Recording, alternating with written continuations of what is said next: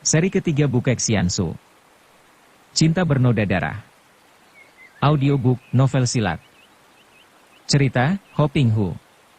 Bab 11. Malam itu terang bulan, namun keadaan di luar perkampungan itu, di pinggir hutan, amat menyeramkan. Apalagi kalau orang melihat ke arah kiri, di mana terdapat tempat terbuka dan sinar bulan menyorot langsung tidak terhalang ke atas tanah. Orang itu pasti akan bergidik melihat apa yang tampak di sana. 3 buah kepala orang berada di atas tanah.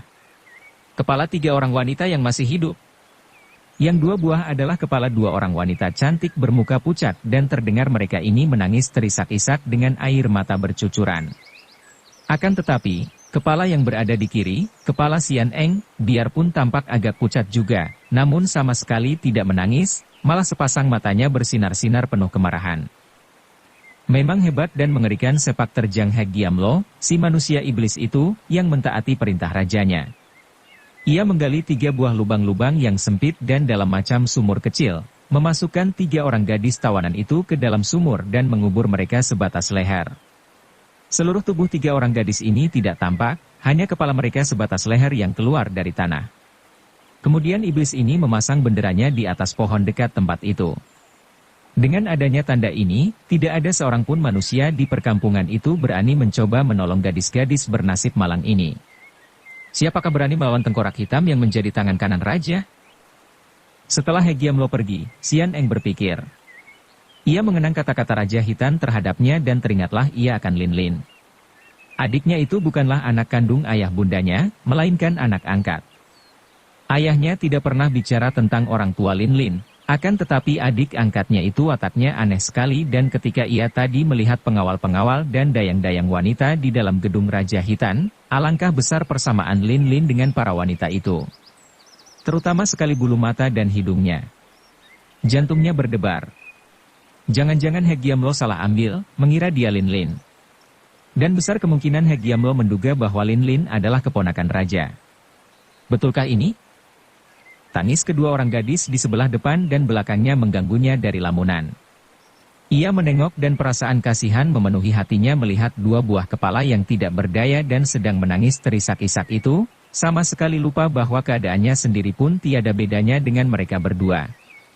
Ia tahu bahwa dia dan mereka akan menghadapi kematian yang mengerikan dari penuh sengsara. Dipendam sebatas leher dan dibiarkan sampai mati. Mungkin besok hari menerima penghinaan dari para penyiksanya sebelum mati kelaparan. Tiba-tiba terdengar suara mengaum dari jauh.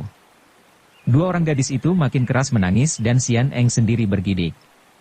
Tak salah lagi, itulah suara harimau yang mengaum dari dalam hutan. Bagaimana kalau Raja Hutan itu datang dan menyerang mereka?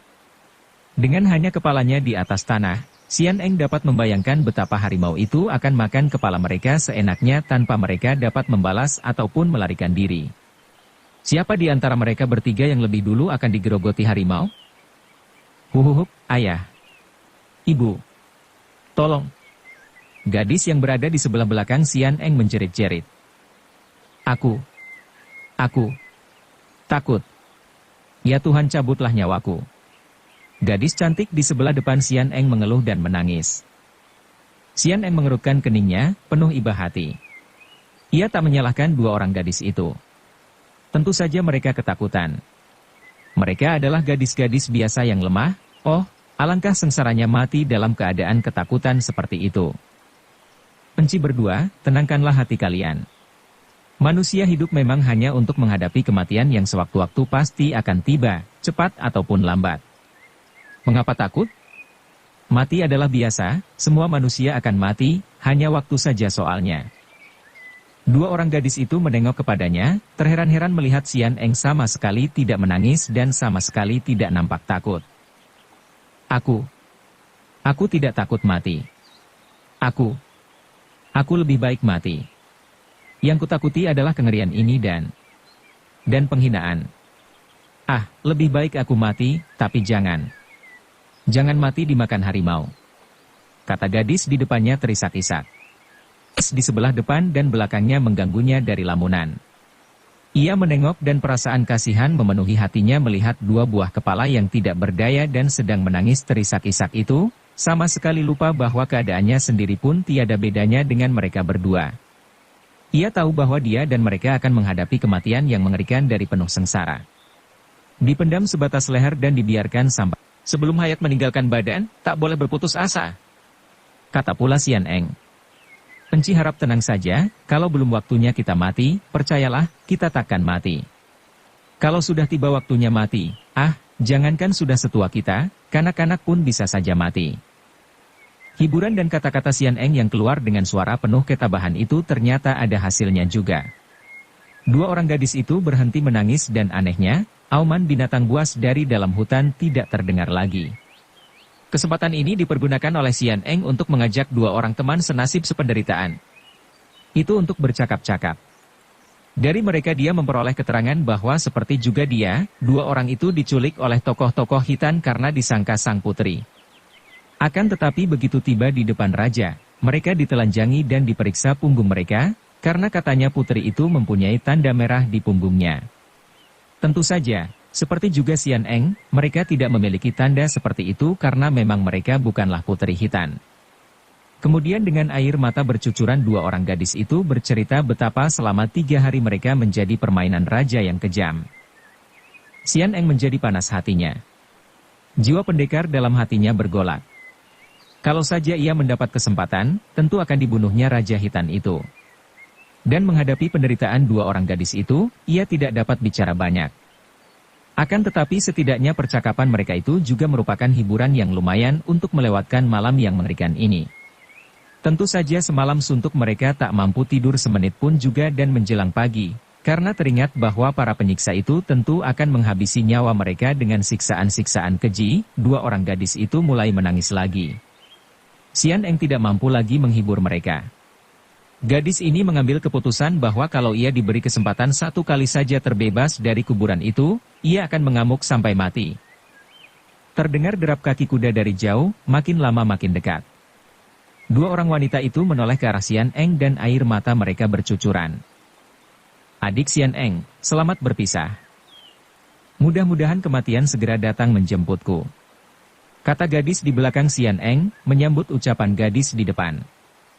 Sian Eng terharu, akan tetapi ia malah memaksa diri tersenyum, Enci, kalau seorang di antara kita mati, tentu yang dua akan mati pula. Bagaimana bisa bilang selamat berpisah? Kita takkan pernah berpisah kurasa, mati pun akan bersama-sama. Bukankah itu menyenangkan sekali? Kita akan ada teman selalu, biar di alam sana pun. Derap kaki kuda sudah dekat sekali, datang dari arah belakang mereka. 3 orang gadis itu dapat menoleh ke kiri kanan, akan tetapi tentu saja tidak mungkin menengok ke belakang, karena tubuh mereka yang terpendam tanah itu sama sekali tidak dapat digerakkan. Oleh karena itu, biarpun hati mereka sekali memandang, mereka tidak dapat dan tidak tahu siapa gerangan penunggang kuda yang datang ini. Tak lama kemudian, seekor kuda yang besar dan kuat berlari congklang dan berhenti dekat mereka. Seorang laki-laki berpakaian serba hitam melompat turun. 2 orang gadis itu hanya mengerling sebentar dan segera menutup mata dan menangis lagi. Pakaian orang ini sama dengan si iblis hitam, mengerikan. Akan tetapi Sian Eng menoleh ke kiri dan memandang dengan mata tajam dan kening berkerut. Darahnya berdenyut-denyut, jantungnya berdebar, membuat ia merasa dadanya sesak sekali. Si jubah hitam itu sama sekali bukan Hek Giamlo, melainkan seorang laki-laki muda yang berwajah gagah sekali, tampan dan memiliki sepasang mata yang sayu di bawah lindungan sepasang alis yang tebal, hitam dan berbentuk panjang gombio.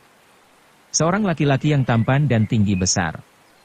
Yang membuat Sian Eng berdebar tidak karuan hatinya adalah jubah hitam itu, mengingatkan ia akan laki-laki yang pernah ia lihat punggungnya yang berjubah hitam dan topinya, topi pelajar yang mempunyai ekor 2 buah. Yaitu tali hitam yang melambai ke bawah. Dan gambar pada baju di dada itu. Suling emas. Celaka, pikirnya. Kiranya musuh besar ayah bundanya yang datang ini? Orang yang sudah membunuh ayah bundanya, sudah tentu mempunyai niat yang tidak baik terhadap dirinya. Dan orang itu semenjak melompat turun dari kudanya, terus memandangnya dengan sinar mata yang tajam penuh selidik. Akan tetapi laki-laki itu segera melompat dekat, tangannya mencabut sebuah benda panjang kuning mengkilap. Sebuah suling. Tak salah lagi, dialah suling emas, karena yang dipegangnya itu apalagi kalau bukan suling terbuat daripada emas. Dengan gerakan cepat, ia mendekati Xian Eng, sinar kuning berkelebat dan sebentar saja tanah di sekeliling Xian Eng terbongkar. Setelah Xian Eng dapat membebaskan kedua tangannya, ia menekan tanah di pinggirnya dan meronta, terus meloncat ke atas, sama sekali tidak ingat bahwa pakaiannya tidak karuan macamnya karena pakaian itu sudah robek-robek dan hanya ia pakai sekedar menutupi tubuhnya saja. Begitu melompat dan berdiri, baru ia melihat keadaan dirinya, maka cepat-cepat ia menggerakkan kedua lengan menutupi dada. Cepat ia membuka jubahnya yang hitam lebar itu, melemparnya ke arah Xian Eng. Kain jubah itu tepat sekali menimpa Xian Eng dan menyelimutinya dari leher sampai ke kaki. Kini Xian Eng berdiri terlongong, memandang pemuda itu yang kini tampak lebih gagah dengan pakaian dalam yang ringkas berwarna putih. Akan tetapi laki-laki itu tanpa menoleh lagi sudah mengerjakan sulingnya, membongkar dari menggali tanah untuk membebaskan dua orang gadis itu. Kembali ia menyumpah karena kedua orang gadis itu malah dimasukkan ke dalam sumur dalam keadaan hampir telanjang bulat. Benar-benar setan. Ia menyumpah dan dengan gemas ia merenggut kain bendera besar tanda Heggiamlo, merobeknya menjadi dua dan menyerahkannya kepada dua orang gadis itu yang merasa berterima kasih sekali dan terus saja mengerodongkan robekan kain hitam itu ke atas tubuh mereka. Lekas, kalian naik ke atas kuda ini dan cepat pergi. Amat berbahaya di sini. Ia menoleh kepada Xian Eng, tersenyum sedikit dan berkata, Nona, kau yang terkuat di antara kalian bertiga, kau di depan dan cepat larikan kuda ini keluar wilayah hitan. Semenjak tadi Xian Eng hanya melongo, tidak tahu harus berbuat apa. Kau. Suling emas. Akhirnya dapat juga ia mengucapkan kata-kata. Wajah tampan dan mata sayu itu menjadi agak muram, tapi ia mengangguk. Bukan waktunya bercakap-cakap, lekas pergi lebih baik, katanya. Akan tetapi pada saat itu, terdengar jerit ngeri dan dua orang gadis itu roboh terguling. Kain hitam yang menyelubungi tubuh mereka terbuka dan kulit tubuh yang putih bersih itu sekarang berubah menghitam, mata mereka mendelik dan bibir yang tadinya merah segar kini menjadi kering membiru. Ah, gobloknya aku. Suling emas menarik napas panjang. Ih, mereka kenapa? Xian Eng berseru, cemas dan ngeri. Suling emas menuding ke arah robekan kain hitam tanda Heggiamlo. Kain itu mengandung racun yang jahat. Mereka sudah mati. Agaknya lebih baik begitu. Nah, mari kita pergi.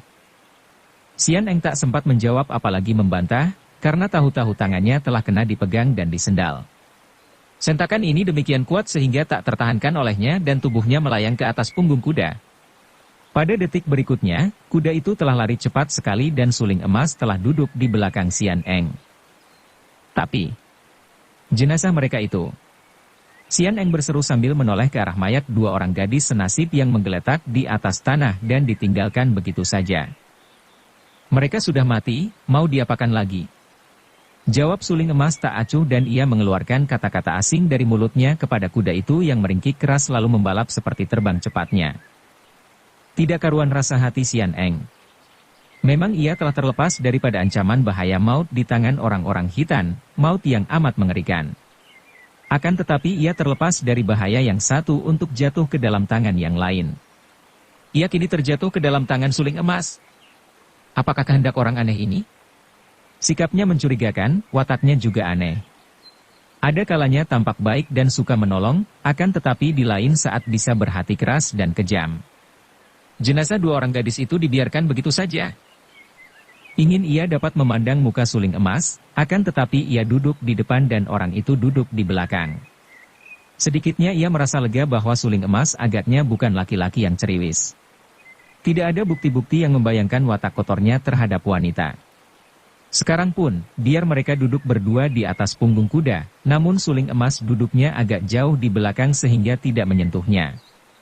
Kalau saja tidak tampak kedua tangan orang itu di kanan kirinya memegangi kendali kuda, tentu ia mengira bahwa suling emas sudah tidak berada di belakangnya lagi. Ketika ia diculik Heggiamlo dan dibawa ke utara, Xian Eng mengalami perjalanan yang amat aneh, dengan Heggiamlo sebagai pelayan dan juga pengawasnya yang jarang mengeluarkan suara, dengan maksud yang masih merupakan rahasia baginya. Sekarang, dalam perjalanan kembalinya menuju ke selatan bersama suling emas, Xian Eng mengalami perjalanan yang aneh pula. Seperti juga Hegiamlo, tokoh ini jarang sekali membuka mulut. Biarpun wajah yang tampan itu kelihatan selalu sayu dan muram, namun membayangkan sesuatu yang mengerikan bagi Sian Eng, tidak kalah seramnya oleh muka Hegiamlo, muka iblis tengkorak itu. Bagaimana takkan ngeri dan seram kalau melihat orang ini diam saja, tak pernah memandangnya, tak pernah bicara, pendeknya, tidak pernah apa-apa seperti patung hidup. Malam itu Suling Emas terpaksa menghentikan kudanya. Malam amat gelap sehingga tak mungkin melanjutkan perjalanan. Mereka berhenti di sebuah lereng bukit, di pinggir jalan. Kuda hitam belang putih itu tidak diikat, dibiarkan terlepas begitu saja. Suling Emas lalu mengumpulkan ranting dan daun kering, membuat api unggun di bawah pohon besar. Mengambil roti kering dan tempat minum dari kantung yang tergantung di punggung kuda, lalu duduk di dekat api unggun. Ia tidak berkata apa-apa, hanya menoleh ke arah Sian Eng dan sinar matanya saja yang mengajak gadis itu duduk mendekati api. Sian Eng mendekat, lalu duduk di atas rumput kering dekat api unggun. Tanpa berkata sesuatu, Suling Emas memberi roti kering dan tempat minum. Sian Eng menghela napas, akan tetapi menerima roti dan makan roti itu, karena perutnya terasa amat lapar. Sehari suntuk mereka menunggang kuda, tak pernah berhenti sebentar pun juga, tidak makan tidak minum. Sudah lama Sian Eng tidak pernah menunggang kuda dan sekarang, sekali naik kuda sehari penuh. Punggungnya terasa kaku dan seluruh badan sakit-sakit. Mereka makan roti kering dan minum air tawar tanpa bicara. Sesudah makan, Sian Eng melihat betapa Suling Emas hanya duduk termenung memandang api yang bernyala-nyala, duduk tak bergerak dan mata itu bersinar-sinar, hilang kesayuannya. Wajah yang tampan dan aneh itu pun tidak muram lagi, malah agak berseri. Keindahan api itukah yang mendatangkan semua ini? Ataukah karena di dalam nyala api ia melihat atau teringat akan sesuatu? Diam-diam Sian Eng menatap wajah itu dari samping. Wajah yang tampan, dengan guratan-guratan yang membayangkan penderitaan hidup, guratan kematangan jiwa. Tidak terlalu muda lagi biarpun tak mungkin mengatakan bahwa dia itu sudah tua. Sukar menaksir usianya. Akhirnya Sian Eng tak dapat menahan lagi kegelisahannya. Kau hendak membawaku kemana? Suling Emas agaknya terkejut mendengar suara ini. Tadinya ia melamun dan seakan-akan telah lupa bahwa di dekatnya terdapat seorang manusia lain. Suara Sian Eng seperti menyeretnya turun dari dunia lamunan dan gagap ia menoleh sambil bertanya. Mendongkol juga hati Sian Eng. Orang ini terlalu memandang remeh kepadanya, pikirnya. Dengan ketus ia bertanya. Dengan maksud apa kau menolongku, dan kemana kau hendak membawaku pergi? Agaknya pertanyaan ini membuat Suling Emas kembali melamun sebentar, mengingat-ingat setelah mengulang pertanyaan itu, kemudian ia menjawab, tentu saja agar kau bebas daripada ancaman bahaya, dan tentu saja membawamu pergi dari daerah yang dikuasai orang-orang Hitan. Sian Eng tak dapat berkata apa-apa lagi. Memang alangkah bodohnya pertanyaannya tadi. Tentu saja begitulah tujuan Suling Emas menolongnya, tanpa bertanya pun seharusnya ia mengerti. Akan tetapi, Suling Emas ini bukan orang biasa, melainkan musuh besarnya. Kembali berdebar jantungnya dan dia memandang wajah yang sudah menoleh kembali menatap api unggun. Kurasa bukan itu maksudmu. Ia berkata dengan suara tegas dan ketus. Suling Emas, kau telah membunuh ayah bundaku. Sekarang kau pura-pura menolongku, tentu dengan maksud tertentu yang tidak baik. Suling Emas mengangguk-angguk, tetap memandang api, matanya bersinar-sinar, wajahnya berseri, agaknya ia gembira sekali mendengar ini. Itukah sebabnya mengapa kalian bertiga mencari-cari Suling Emas? Pantas saja kalian menghujankan senjata rahasia kepadaku di hutan itu. Sian Eng terkejut. Jadi orang ini sudah tahu bahwa dia dan dua orang saudaranya mencari-carinya, malah tahu pula akan penyerangan di dalam hutan itu. Benar-benar orang aneh dan lihai sekali. Akan tetapi ia tidak takut. Memang betul. Biarpun kau berkepandaian tinggi, karena kau membunuh ayah bunda kami hendak menuntut balas. Malah sekarang juga aku menantangmu untuk bertempur. Kau harus menebus kematian orang tuaku dengan nyawamu, atau aku yang akan mengorbankan nyawa dalam menuntut balas dendam. Sian Eng meloncat bangun dan memasang kuda-kuda, mengambil keputusan untuk mengadu nyawa dengan musuh besarnya walaupun ia cukup maklum bahwa kepandaiannya sama sekali tidak ada artinya kalau dibandingkan dengan tokoh aneh ini. Suling Emas tetap tidak menoleh, malah menggunakan sebatang ranting untuk mengorek api unggun sehingga nyala api membesar, menerangi wajahnya yang tampan dan yang kini berkerut-kerut di bagian jidatnya itu. Kalian bodoh. Aku tidak membunuh orang tua kalian, tahu pun tidak aku siapa mereka dan siapa kalian bertiga. Mana bisa aku membunuh orang yang tak ku ketahui siapa dan di mana tempat tinggalnya? Sian Eng ragu-ragu dan bimbang. Ketegangan yang sudah memenuhi tubuhnya tadi mengendur, tapi... Sebelum meninggal, ibu bilang tentang pembunuh itu. Menyebut-nyebut tentang suling. Jangan bodoh. Duduklah dan ceritakan yang jelas. Kalau aku membunuh orang, siapapun dia itu, aku takkan menyangkal. Suling emas tidak biasa menyangkal perbuatannya, tidak biasa bersikap pengecut, berani berbuat harus berani bertanggung jawab. Biarpun suling emas tidak menengok dan masih memandang api namun terasa oleh Sian Eng bahwa ucapannya itu keluar dari lubuk hati. Kemarahannya melunak dan ia lalu duduk lagi dekat api, melirik ke arah orang itu dengan bingung. Kalau bukan engkau, siapa? Pertanyaan ini keluar dari bibirnya tanpa ia sadari, seakan-akan suara hatinya yang terdengar melalui bibirnya. Bukan aku. Jawab suling emas pasti. Kalau kau mau, ceritakanlah tentang pembunuhan itu. Sian Eng percaya. Andai kata orang ini yang membunuh orang tuanya, kiranya tak perlu menyangkal memang. Kepandaiannya tinggi dan dia sendiri akan dapat berbuat apakah terhadap suling emas? Dan hatinya menjadi agak lega. Syukur kalau bukan suling emas.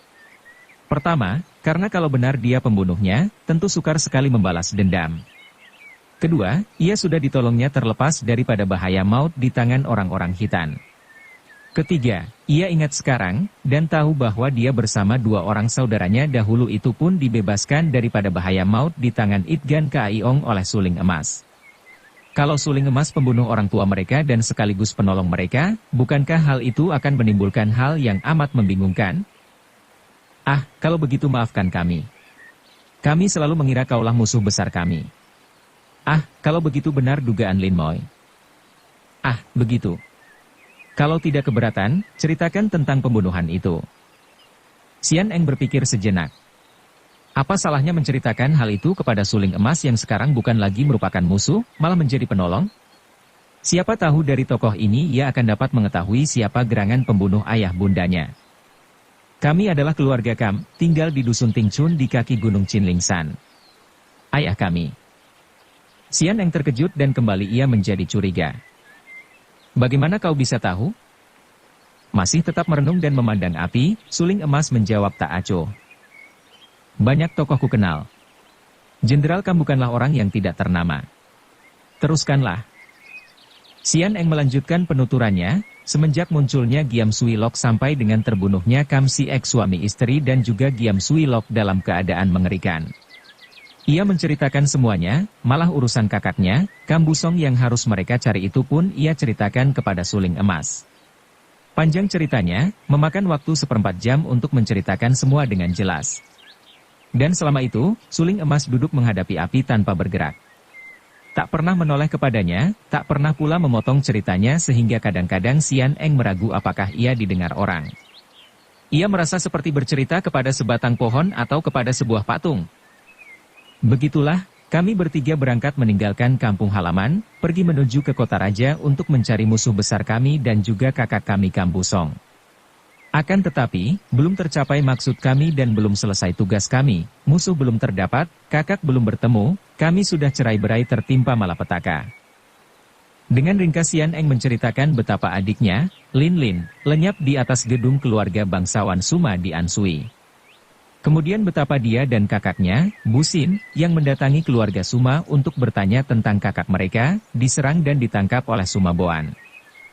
Tak tahu aku bagaimana akan nasib Sinko. Ia mengakhiri ceritanya dengan suara penuh kegelisahan. Tak perlu gelisah. Dia selamat.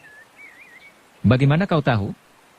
Sian Eng bertanya, nada suaranya gembira dan lega bukan main. Tadinya ia mengira bahwa kakaknya itu mungkin sekali tewas dalam tangan putra pangeran yang jahat dan lihai itu. Ah, tentu kau telah menolongnya pula, bukan? Menolong sih tidak, hanya aku melihat dia diikat, luka-luka oleh anak panah Suma Boan. Tak dapat aku membiarkan dia mati begitu, kuambil dia dan sekarang dia sudah bebas daripada bahaya. Kalian bertiga sungguh tak tahu diri. Xian Eng mengerutkan kening.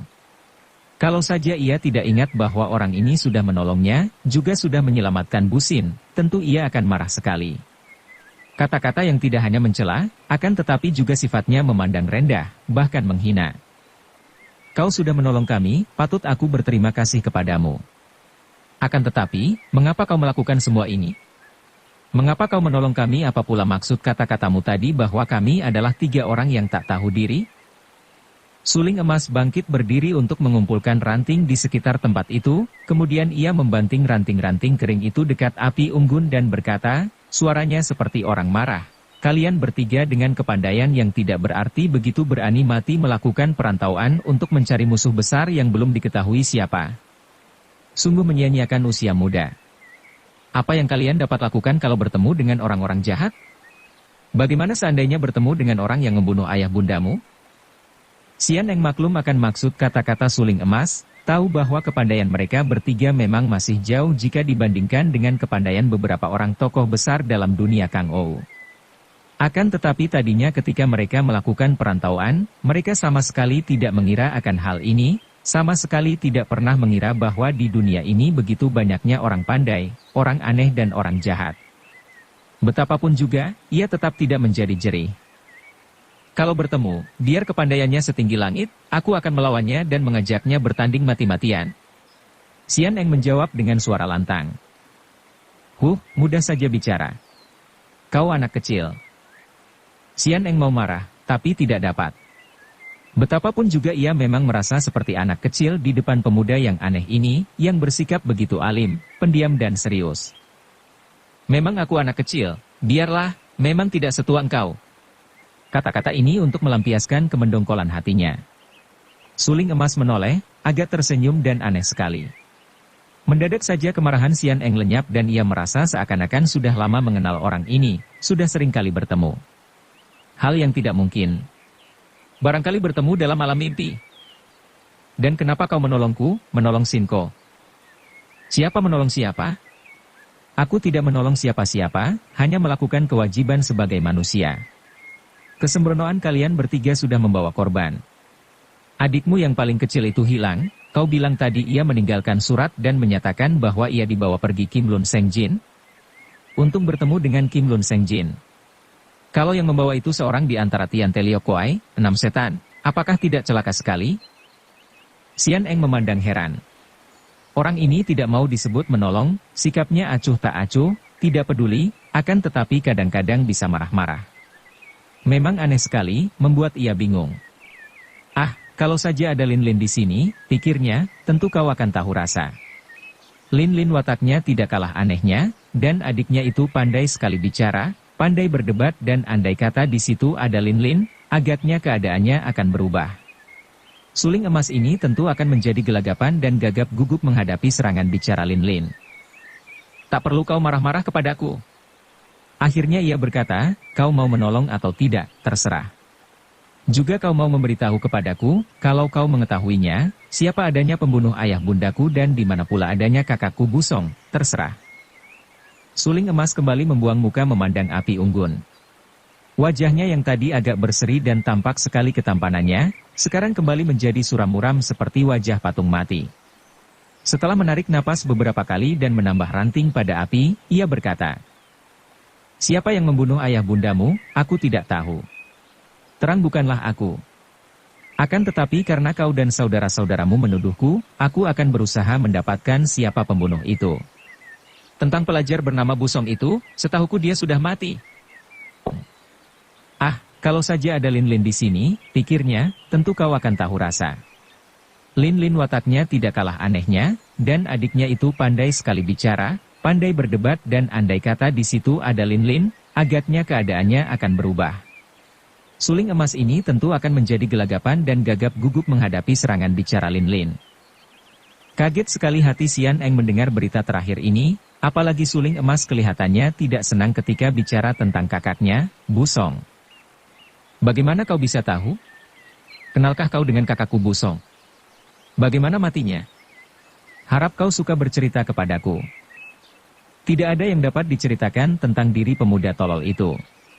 Kenyataan bahwa dia meninggalkan ayahnya dan tak pernah kembali atau memberi kabar membuktikan bahwa dia tidak berharga untuk dipikirkan lagi. Mengapa kau bersama saudara-saudaramu bersitegang hendak mencarinya? Sian Eng tidak menjawab dan mendengar bahwa kakak sulung yang sedang dicari-cari itu telah meninggal dunia, tak dapat ditahannya lagi ia menangis terisak-isak. Suling emas membiarkan ia menangis sampai lama. Baru kemudian terdengar ia berkata, "Sudahlah, ditangisi air mata darah sekalipun tiada gunanya. Lebih baik kau memikirkan keadaan saudara-saudaramu yang masih ada. Kakakmu Busin selamat dan tentu berada di tempat tidak jauh dari kota raja. Besok kita pergi ke sana dan aku akan mengantarmu sampai di kota raja. Kemudian, kalau aku dapat bertemu dengan orang aneh Kim Lun Senjin, akan kupesan agar dia mengembalikan adikmu yang bernama Lin Lin itu. Kemudian kalian bertiga lebih baik pulang ke Tingchun di kaki gunung Chinlingsan. Sekarang kau tidurlah." Setelah berkata demikian, Suling Emas duduk menjauhi Sian Eng, kembali merenung dekat api unggun. Sian Eng maklum bahwa percuma mengajak bicara orang aneh ini, maka ia pun membaringkan tubuh. Sampai jauh malam masih terdengar beberapa kali ia mengisak. Akan tetapi kelelahan dan kedukaan membuat ia tertidur. Pada keesokan harinya, pagi-pagi sekali Sian Eng sudah terbangun dan alangkah herannya ketika ia melihat pakaian terletak di dekatnya. Ia cepat bangkit duduk. Suling Emas telah menggosok-gosok tubuh kudanya dan tak jauh dari situ terdapat api unggun. Sian Eng tertegun memandang. Orang aneh yang telah menolongnya itu sedang bersenandung. Entah apa yang dinyanyikannya karena terlalu perlahan untuk dapat ditangkap pendengarannya, akan tetapi Sian Eng mendengar suara yang menggetar penuh perasaan dalam lagu sedih yang disenandungkan itu. Bau hangus membuat ia cepat memandang api unggun dan kiranya di atas api itu terpanggang sepotong besar daging. Daging hangus. Otomatis Sian Eng melompat, menutupkan jubah hitam yang terbuka di bagian dada, lari menghampiri daging itu dan membaliknya. Suara senandung menghilang. "Wah, aku lupa. Rusakkah dagingnya?" Suling Emas sudah mendekat. "Tidak, hanya hangus sedikit pakaian itu." "Punya siapa?" "Kau pakailah. Malam tadi kudapatkan dari dusun di sana." Setelah berkata demikian, Suling Emas meninggalkan Sian Eng, kembali pada kudanya dan melanjutkan menggosok-gosok tubuh kudanya, berdiri membelakangi gadis itu. Sian Eng memandang wajahnya agak merah, dadanya berdegup aneh. Orang yang selama ini disangkanya musuh besar pembunuh ayah bundanya, kiranya seorang penolong dan seorang yang amat baik, orang yang menarik hatinya. Tak mungkin, Sian Eng membantah di dalam hatinya, dia jauh lebih tua dariku, dia orang aneh. Gadis ini mengusir perasaan tertarik di hatinya, bersembunyi di belakang sebatang pohon besar untuk mengganti pakaian. Beberapa menit kemudian ia telah bersalin pakaian. Jubah hitam milik Suling Emas ia lipat baik-baik, kemudian ia menghampiri daging panggang yang sudah masak. Dagingnya sudah matang. Ia berteriak pada punggung yang lebar itu. Suling Emas membalikkan tubuhnya, memandang dan tersenyum sedikit melihat Sian Eng telah berganti pakaian. Sian Eng yang mengharapkan datangnya ucapan pujian dari mulut Suling Emas, kecewa karena orang itu tidak berkata sesuatu. "Ini jubahmu, terima kasih." Sian Eng mengembalikan lipatan jubah hitam. Suling Emas menerimanya tanpa berkata sesuatu, terus jubah itu dipakainya. "Kita sarapan daging panggang lalu berangkat ke kota raja," katanya singkat. Sian Eng hanya mengangguk dan keduanya lalu makan daging panggang dan kue kering yang menjadi bekal Suling Emas. Setelah selesai makan, Suling Emas berkata, suaranya serius, "Jangan menyangka yang bukan-bukan. Kau harus membonceng kuda di depanku agar perjalanan dapat dilakukan lebih cepat. Mudah-mudahan sesampainya di kota raja, kau akan dapat bertemu dengan kakakmu Busin." "Silakan."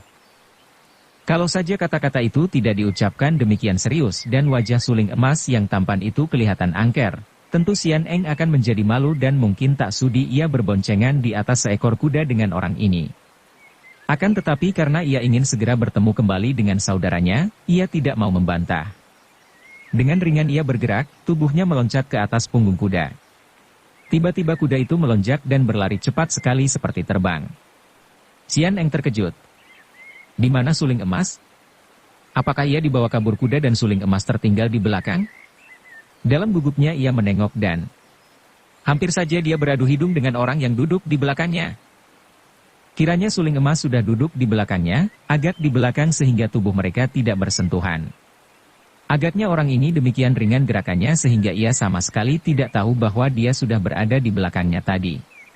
Cepat Sian Eng membalikan mukanya yang menjadi merah sekali dan diam-diam ia amat kagum akan kehebatan kepandaian orang ini, juga kagum akan kesopanannya. Biarpun ia duduk berboncengan seperti itu, namun ia tidak merasa kikuk karena suling emas benar-benar berlaku sopan, duduknya agak jauh di belakang. Memang benar ucapan suling emas. Kuda itu luar biasa larinya, cepat seperti terbang dan andai kata mereka melakukan perjalanan tanpa kuda, tentu akan lebih melelahkan, juga lambat.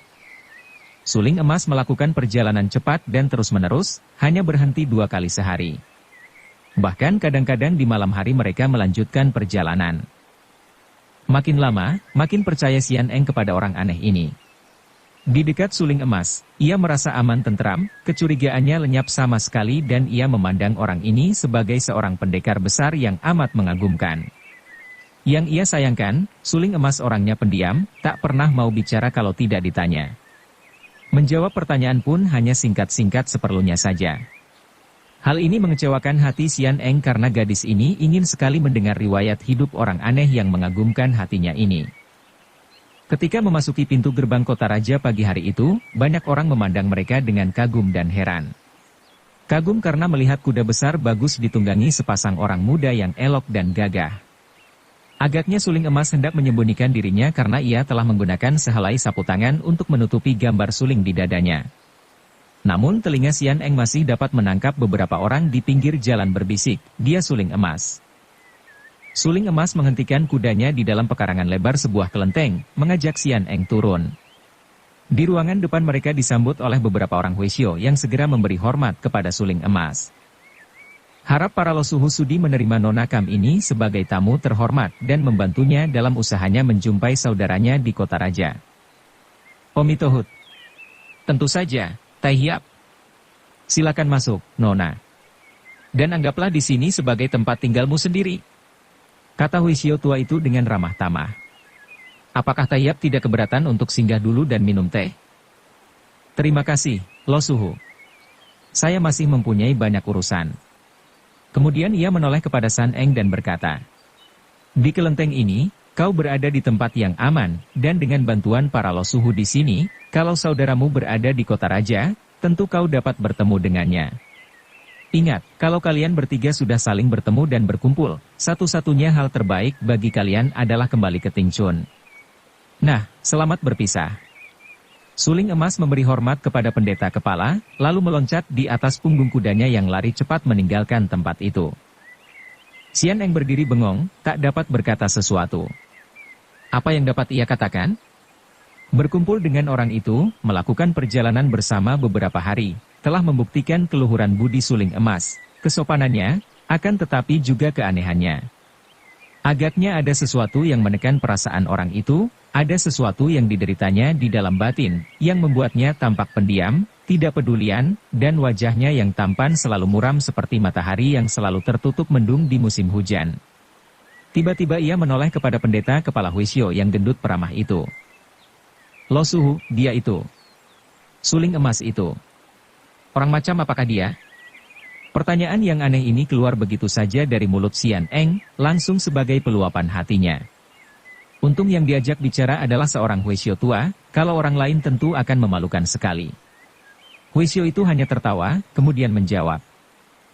Bukan hanya kau yang mengajukan pertanyaan seperti ini, Nona. Banyak orang, di antaranya Pinceng sendiri. Tapi, siapa dapat menjawab? Kalau Pinceng yang menjawab hanya begini, dia itu seorang pendekar besar yang berwatak aneh, kalau sedang menolong orang bijaksana seperti dewa, kalau menghadapi lawan ganas seperti iblis. Itulah suling emas, dan tidak pernah ada orang yang dapat menceritakan siapa dia. Tapi bagi kami, sudah cukup kalau mengetahui bahwa dia itu seorang yang baik, selalu berpihak kepada yang benar biarpun kadang-kadang amat sulit untuk dimengerti. Nona, kami menerima perintahnya, harus kami kerjakan baik-baik. Silakan masuk, Nona, ada sebuah kamar yang bersih untukmu. Tentang saudaramu, nanti kita bicarakan dan tentu para murid di sini siap untuk membantumu mencarinya. kalau betul dia itu berada di dalam kota raja. Lega hati Xian Eng, sungguh pun keterangan tentang diri suling emas itu membuat hatinya makin penasaran dan ingin tahu. Ia memasuki kelenteng dan memang benar, para Huixiao melayaninya penuh penghormatan dan kesopanan sehingga Xian Eng tidak ragu-ragu untuk mengajak mereka itu merundingkan tentang kedua saudaranya yang berpisah darinya. Ia memberi gambaran tentang diri Bu Xin dan Lin Lin dan memesan agar para Huixiao yang melihat kedua orang ini di kota raja, segera memberitahu kepadanya. Para Huixiao itu tampak bersemangat sekali membantu Xian Eng, dan gadis ini maklum bahwa semangat ini timbul karena keyakinan bahwa membantu Xian Eng berarti membantu suling emas dengan melaksanakan perintahnya. Makin kagumlah hatinya terhadap orang rahasia yang sanggup membikin orang-orang alim seperti Huixiao ini demikian tunduk dan setia.